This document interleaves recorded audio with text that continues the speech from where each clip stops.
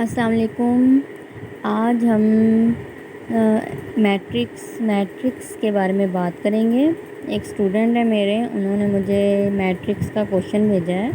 9th class के student हैं वो, कि मैट्रिसेस क्या हैं, क्या आप इसकी एक्सप्लेनेशन बता सकते हैं कि मैट्रिक्स कैसे बनता है, और अगर हम दो ब्रैकेट्स में उसके दरमियान में इन चीज़ों को रखें तो क्या होता है, किस तरीके से मैट्रिक्स बना सकते हैं, और इसके अलावा इसको कि इसकी अरेंजिंग कैसी होती है। ठीक है, इसकी एक्सप्लेनेशन के बारे में मैं आज आपको बताऊंगी। लेसन स्टार्ट करने से पहले मैं पहले की तरह आपको दोबारा आज कहूँगी कि मेरा चैनल सब्सक्राइब करें और बेल आइकन पर क्लिक करें। शुक्रिया। सबसे पहले हम मैट्रिक्स के इंट्रोडक्शन के बारे में बताऊंगी कि मैट्रिक्स क्या होता है। ठीक है ना, उसके इंट्रोडक्शन के बारे में आपको बताऊंगी। द मैट्रिसेस डिटरमिनेंट्स करते हैं are used in the field of mathematics में। ये ओनली मैथमेटिक्स की फील्ड में इस्तेमाल नहीं होता, फिज़िक्स में, इलेक्ट्रॉनिक्स में and other branches of science के मुख्तलिफ ब्रांचेस में भी हम इसको इस्तेमाल करते हैं। आइडिया ऑफ मैट्रिसेस का जो आइडिया था वो हमें दिया था ऑर्थर केले ने, एंड इंग्लिश मैथमेटिक्स था ऑफ 19th सेंचुरी में। इसने सबसे पहले डिवेल्प्ड किया था इस थ्योरी को, मैट्रिसेस की थ्योरी को इसने डिवेल्प किया। 1858 में इसने मैट्रिसेस की थ्योरी को डिवेल्प किया।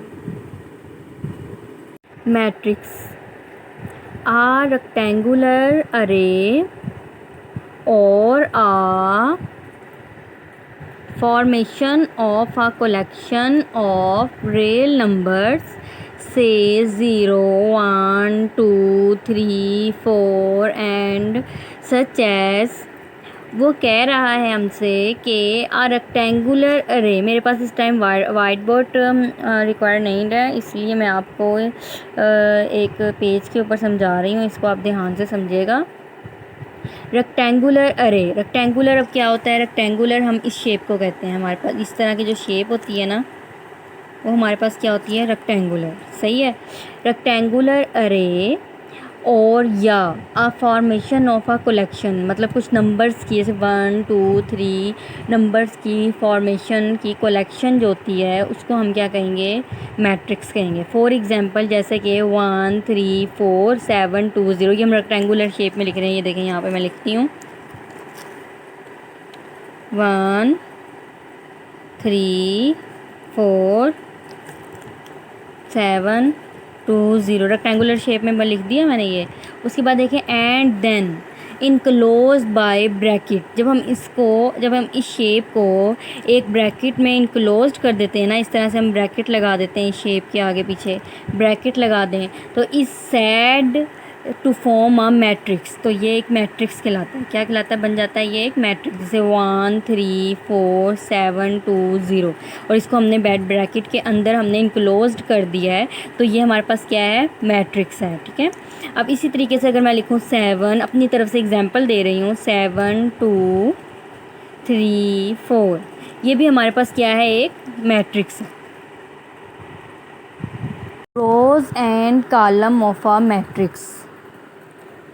अब मैंने एक मैट्रिक्स बनाया है 1, 2, 0, 3, 5, 4, 2, 1 एंड -1। ये एक मैट्रिक्स है, इसको मैंने ए का नाम दिया। अब हम बताएंगे कि इसमें हमारे पास रोज़ क्या हैं और कॉलम क्या हैं।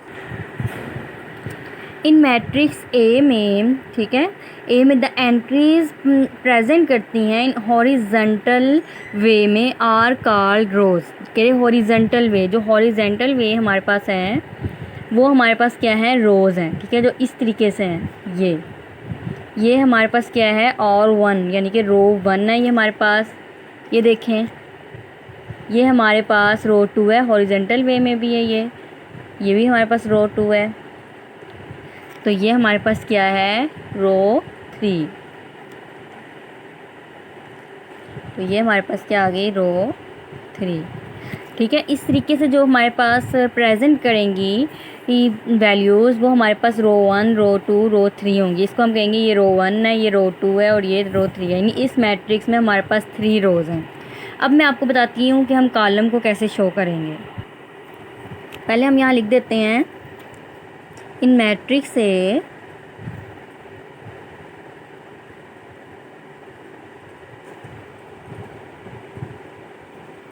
There are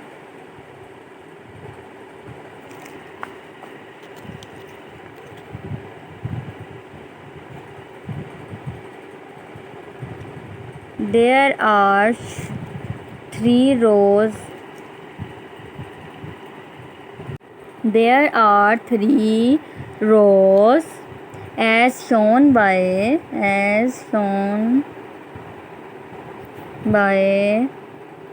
row 1, row 2 and row 3.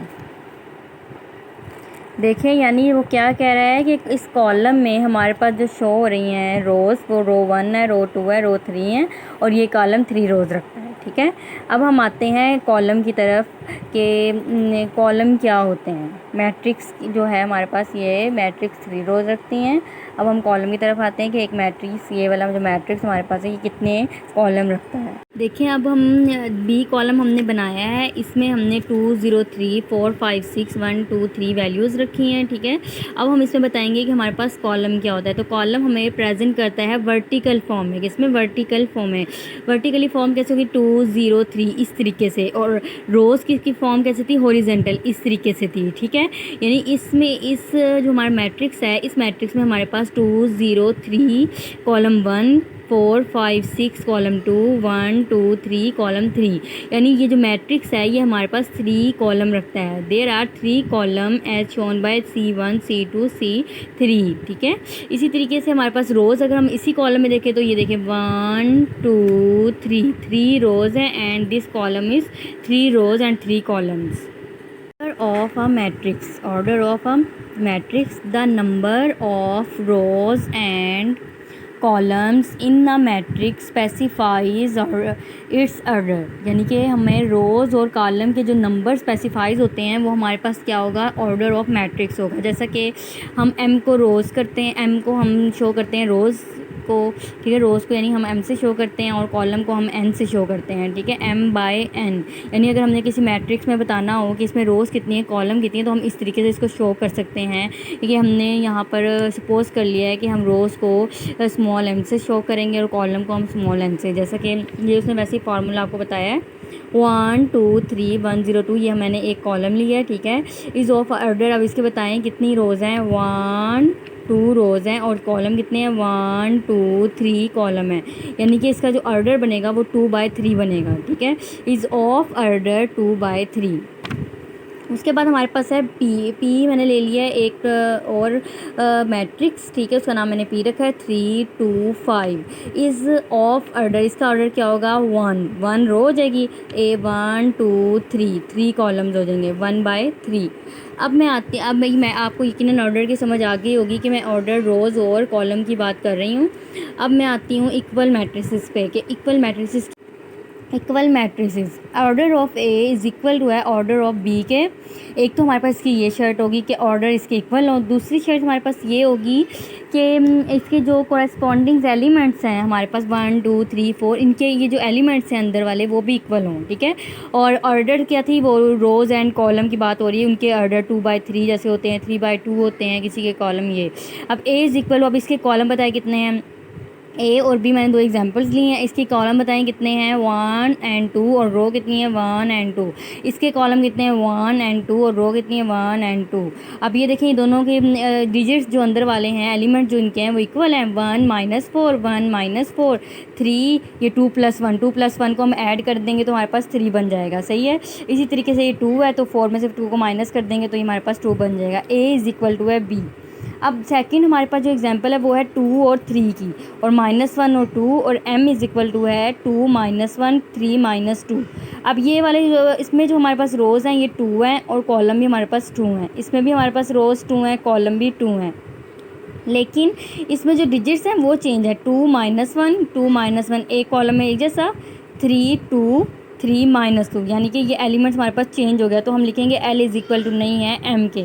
ये हमारे पास इक्वल मैट्रिसेस हो जाएंगे कि इसके ऑर्डर तो हमारे पास सेम होंगे, तो साथ एलिमेंट्स भी सेम होने चाहिए, इसीलिए इक्वल एलिमेंट्स हमारे पास इक्वल मैट्रिक्स पूरा बनेगा। ठीक है, मैं उम्मीद करती हूँ आपको order of matrices and order of matrices equal matrices की समझ आ गई होगी। इंशाल्लाह मैं कल दोबारा आऊँगी, इसी टॉपिक पर हम बात करेंगे। और कल अब हम कुछ क्वेश्चंस करेंगे, एग्जांपल्स करेंगे इसके बारे में, जो मैं आपको समझाऊंगी। मैंने जो मैट्रिसेस का टॉपिक समझाया है, मैं उम्मीद करती हूँ कि आप लोगों को इसकी समझ आ गई होगी। इंशाल्लाह नेक्स्ट क्लास भी मैं मैट्रिसेस की लूँगी, उसमें मैं आपको कुछ एग्जांपल समझाऊंगी। मैं उम्मीद करती हूँ आप लोगों को ज़रूर समझ आएगी। ये बहुत ही आसान और इजी तरीका है। चलें, अब ये लेसन हमारा ख़त्म हो चुका है। अब इंशाल्लाह मैं नेक्स्ट लेसन के लिए बहुत जल्द हाजिर होंगी। अब के लिए अल्लाह हाफिज़।